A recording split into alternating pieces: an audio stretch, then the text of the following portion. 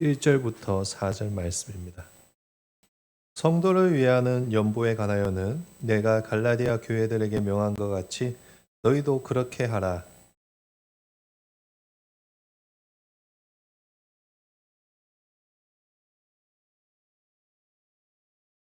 내가 이를 때 너희가 인정한 사람에게 편지를 주어 너희의 은혜를 예루살렘으로 가지고 가게 하리니 만일 나도 가는 것이 합당하면 그들이 나와 함께 가리라.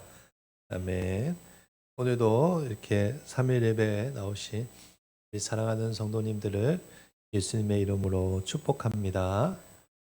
오늘부터 저희가 살펴보는 고린도 전서 16장은 이제 고린도 전서의 마지막 장입니다.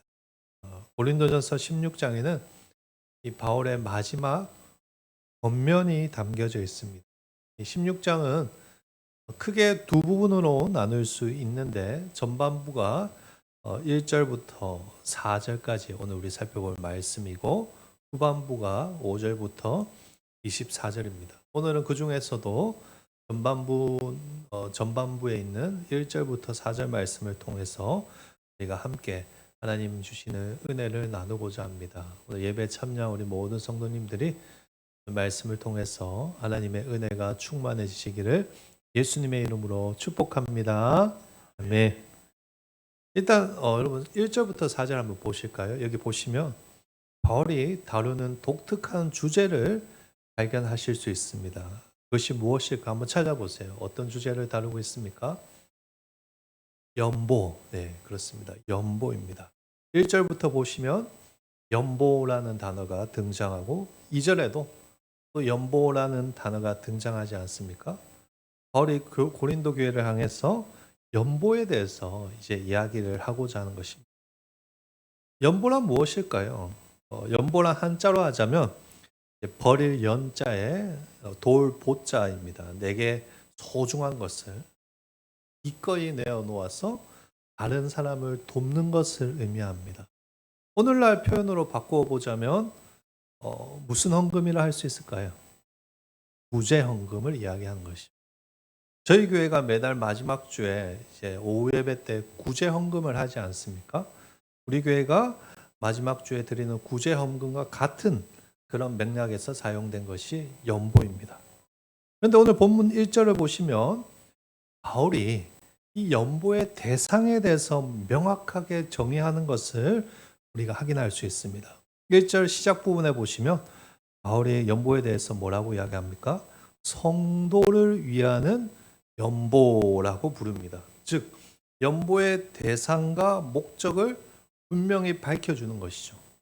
연보의 대상은 누구입니까, 여러분? 성도입니다. 연보의 목적은 무엇입니까? 가난하고 어려운 성도를 도와주는 것입니다.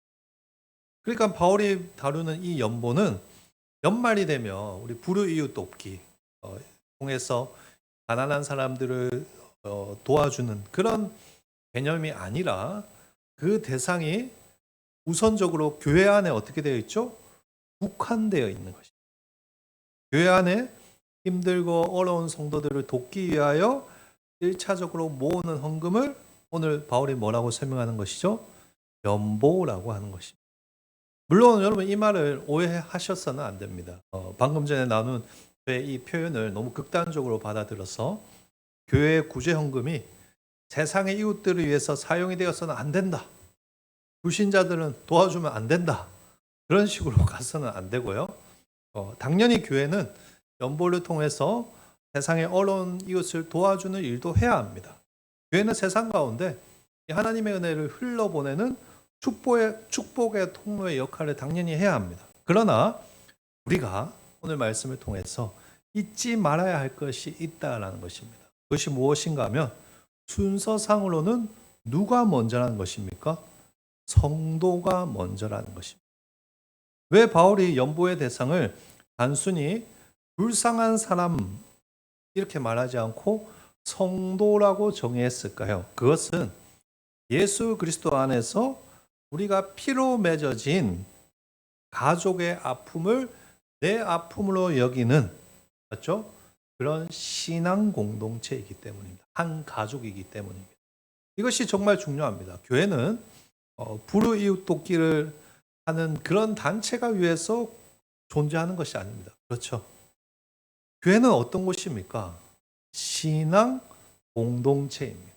신앙으로 모여있는 공동체. 제가 이걸 출애굽기에서 어떤 단어로 표현했죠. 여호와 출애굽기 17장에 여호와 니시의 공동체. 네, 다 아시면서 부끄러워서 말씀 못 하시죠? 네, 여호와 니시의 공동. 우리는 예수를 믿는 믿음으로 맺어진 한 가족이고 예수님을 뭐로 섬기죠? 머리로 섬기는 교회입니다. 그러니 당연히 가족부터 챙겨야 하지 않겠습니까? 예를 한번 들어볼까요? 사회에서 좋은 일을 많이 하는 집안에 가장이 있다라고 한번 가정해 보겠습니다. 그런데 이 가장이 알고 보니까 정작 자기 자녀들은 굶주리게 하고 있습니다. 그러면 그 가정이 어찌 정상일 수 있겠습니까? 지금 그런 원리로 바울이 이야기하는 것입니다. 바울이 연보를 굳이 성도를 위한 연보라고 밝히는 이유는 가장 가까운 교회 형제를 사랑하지 못하면서 세상의 사람들을 사랑한다는 것은 말이 안 되기 때문이다. 그것입니다. 안타깝게도 요즘에 우리 한국 교회들 중에서도 이 연보의 개념을 완전히 잘못 이해하고 있는 교회들이 꽤 많이 있습니다. 어떤 교회는 구제헌금을 완전히 불의이웃 돕기의 개념으로 이해하거나 아니면 구제헌금의 대부분을 사회복지나 기금이나 일반적인 자선 활동에만 쏟아붓기도 해서 그게 하나님이 기뻐하는 구제를 하였다고 자랑하는 교회들도 있습니다. 그러나 그것은 연보의 개념을 완전히 어떻게 하고 있는 거죠? 오해하고 있는 것입니다. 그것은 성경이 말하는 연보라기보다는 세상의 기부와 다를 바가 없습니다. 세상의 구제와 교회의 구제는 출발점이 완전히 다릅니다. 세상의 구제는 내가 좀 여유가 있고 내가 좀 저 사람이 불쌍해서 사회적으로 좀 도와줘야 되겠다라는 그런 개념의 구제라면 교회의 구제는 주 안에서 우리가 한 가족이라는 의식에서 시작하는 것입니다. 그래서 저는 개인적으로 교회가 무작정 밖으로만 최우선적으로 구제헌금을 사용하는 것을 반대하는 사람입니다. 제가 공부를 해보니까 그렇지 않더라고요. 교회 안에 도움이 필요한 성도가 있는지를 먼저 살피고 또한 우리가 도울 만한 형제된 교회나 기독교 단체가 있는지를 살피고 그리고 마지막으로 세상을 향해서 구제헌금을 사용해야 하는 것입니다. 이것이 올바른 연보의 순서입니다. 순서가 조금 이해가 되시나요? 우리가 먼저 주 안에서 누구를 챙겨야 된다고요? 믿음의 가족들, 우리 성도들을 챙기고 돌보고 그리고 교회가 더 건강하게 세워지고 그래서 넘치는 그 그리스도의 사랑으로 세상으로 어떻게 하는 거죠? 흘러보내는 신앙 공동체가 되어야 한다는 것입니다. 이것이 성경이 말하는 연보의 개념입니다. 이처럼 성경이 말하는 연보의 개념을 알았다면 이제 이러한 연보에 적극적으로 참여해야 합니다. 오늘 본문 1절과 2절을 보시면 바울이 그것을 강조하고 있습니다. 교회를 위해서 연보에 적극적으로 동참할 것을 아주 구체적으로 적극적으로 강요합니다. 1절과 2절 말씀 같이 한번 읽어보도록 하겠습니다. 성도를 위하는 연보에 관하여는 내가 갈라디아 교회들에게 명한 것 같이 너희도 그렇게 하라. 매주 첫날에 너희 각 사람이 연보를 하지 않게 하라. 아멘. 1절 방금 말씀해 보시면 바울이 고린도 교회에만 연보를 강요하지 않습니다. 그렇죠? 갈라디아 교회들, 바울이 터키 지역에 세운 여러 교회들이 있는데 거기에도 연보를 하라고 명령했다라고 기록되어 있습니다. 그러니까 바울은 연보를 고린도 교회라는 특정한 공동체에만 명령한 것이 아니라 모든 교회가 짊어져야 될 공적인 의무로 보았다라는 것입니다. 이것은 무엇을 의미할까요? 연보는 교회가 선택 상황이 아니라 그리스도 안에서 한 몸 된 모든 교회가 마땅히 힘써야 할 필수적인 사역이라는 것을 우리에게 가르쳐 주는 것입니다. 그래서 바울은 고통받는 믿음의 형제들을 돕는 연보에 적극적으로 교회가 참여할 것을 가르치고 있는 것이죠. 2절 보실까요? 그것이 더 분명해집니다. 보세요. 매주 첫날에 너희 각 사람이 수입에 따라 모아두어서 내가 갈 때 연보를 하지 않게 하라. 여기 보시면 매주 첫날이라고 되어 있지 않습니까? 이 매주 첫날은 일요일, 즉 주일을 가리키는 것입니다. 따라서 2절에 매주 첫날이라는 표현은 주일날 모여서 뭐 하는 것을 의미하는 것이죠? 예배하는 것입니다. 예배하는 것. 근데 바울은 주일 예배 때 무엇을 하라고 말하는 것입니까? 연보하라는 것입니다. 연보해라. 왜요? 연보가 단순히 재정을 채우기 위해서 하는 것이 아니라 하나님께 드리는 거룩한 예배 한 요소이기 때문입니다. 저희가 주일날 예배 때마다 봉헌할 때마다 자리에서 일어나서 찬양하고 봉헌하지 않습니까? 주일 예배 때 저는 그렇게 하는 것에 대해서 아주 괜찮다라고 생각하는 사람입니다. 제가 그렇게 생각하는 이유는 봉헌도 예배에서 아주 중요한 부분임을 우리가 배울 수 있기 때문이죠. 2절 뒷부분에 보실까요? 내가 갈 때 연보를 하지 않게 하라라고 하지 않습니까?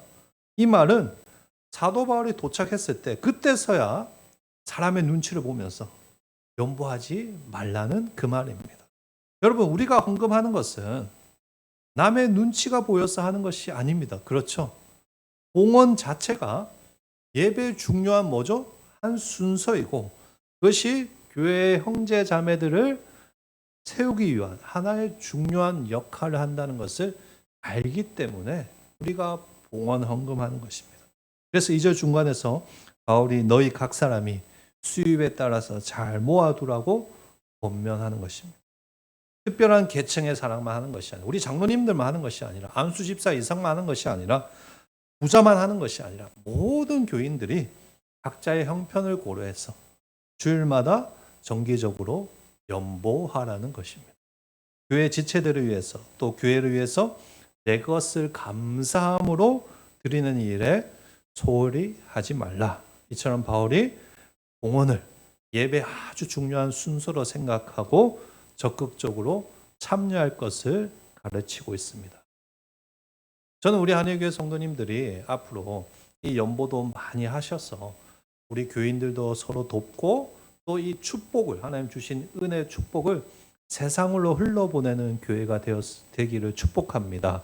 우리 성도님들 정말 하나님 복 많이 주셔서 돈도 많이 벌으시고 헌금도 많이 하시고 서로를 돕고 또 하나님 주신 이 축복을 세상 가운데 흘러보내는 우리 한일교회 되기를 예수님의 이름으로 축복합니다. 아멘. 자, 그렇다면 이제 정성껏 준비해 모은 이 연보를 어떻게 전달하고 사용해야 될까요? 3절 말씀 보시면 바울이 이 연보를 가리켜서 한번 찾아보세요. 아주 독특하고도 아름다운 단어를 사용합니다. 그것이 무엇일까요? 은혜라는 것입니다. 은혜. 3절에 보시면 너희의 뭐라고 하죠? 은혜라고 하지 않습니까? 바울이 이 연보를 뭐라고 표현한 것이죠? 너희가 베푼 은혜라고 표현하는 것입니다. 바울이 왜 연보를 은혜라고 표현하는 것일까요? 그것은 이 연보가 단순히 경제적인 구제금이 아니라 하나님께 받은 은혜가 성도와 성도 사이에 은혜로 작동하기 때문입니다. 3절 뒷부분에 보시면 예루살렘 교회가 등장하죠. 이것은 예루살렘 교회를 의미하는 것인데 당시 이 예루살렘 교회가 굉장히 힘들었습니다. 비근하고 핍박으로 인해서 경제적인 굉장한 어려움을 겪고 있었습니다. 그런데 이 교회, 지금 고린도 교회가 무엇을 모아서 보낸 것입니까? 연보를 모아서 보낸 것입니다.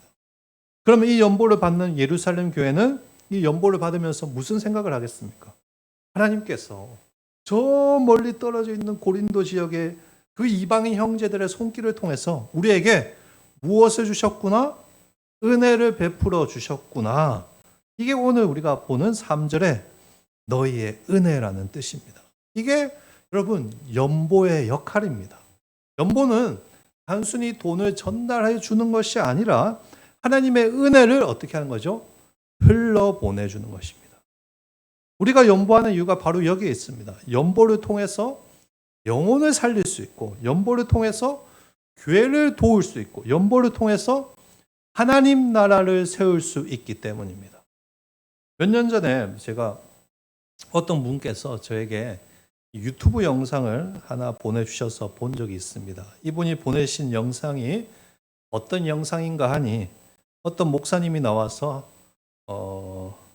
헌금을 할 필요가 없다라고 주장하는 영상이었습니다. 헌금을 반드시 해야 하는 성경적이고 신학적인 근거가 사실 없다라는 것입니다. 그러니까 헌금 강요하지 말고 헌금 안 해도 된다. 그분이 저에게 그런 영상을 보내준 이유가 무엇일까요? 이 영상을 빌미로 불필요한 헌금을 되도록 안 하고 싶어서 그렇게 한 것입니다. 그래서 목회자인 저에게 그 확인을 받고 싶어서 그 영상을 보낸 것이죠. 여러분 어떻게 생각하십니까? 헌금하는 거 아깝다고 생각하십니까? 헌금할 필요가 없다고 생각하십니까? 그때 제가 이분께 이렇게 말씀드렸습니다.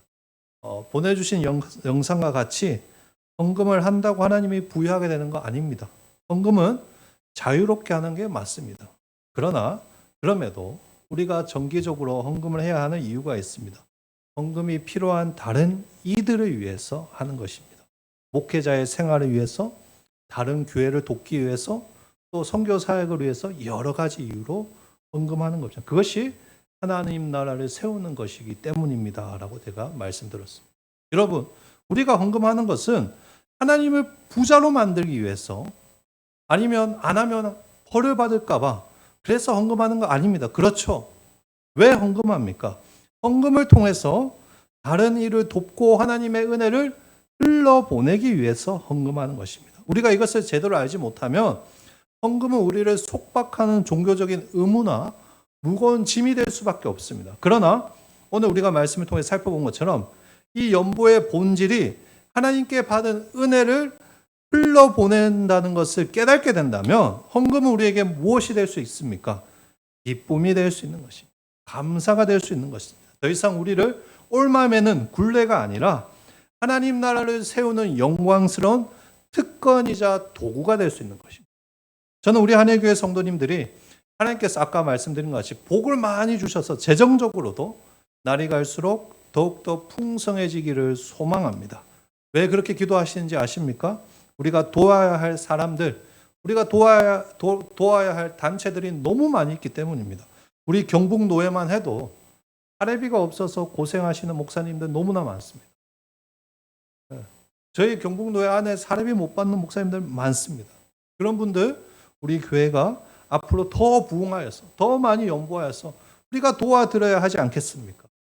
하나님 나라를 위해서 고생하고 수고하는데 우리가 모른 척하고 돕지 않는다면 그게 어떻게 주 안에서 한 형제, 한 자매라고 할 수 있겠습니까? 바라기는 우리 대구 한일교회 성도님들이 기꺼이 감사하는 마음으로 헌금하여서 연보하여서 하나님의 은혜를 흘러보내는 축복의 통로가 되기를 소망합니다. 하나님께서 복을 주셔서 우리 성도님들 부자 되시기를 정말로 간절히 소망합니다. 그래서 부자 돼서 꽁꽁 숨겨놓는 것이 아니라 정말로 이 받은 것들을 더 많이 흘러보내서 하나님의 은혜를 정말 필요한 곳에 쓰여질 수 있도록 우리가 은혜의 통로가 되는 우리 한일교회 되기를 예수님의 이름으로 간절히 축복하고 축원합니다.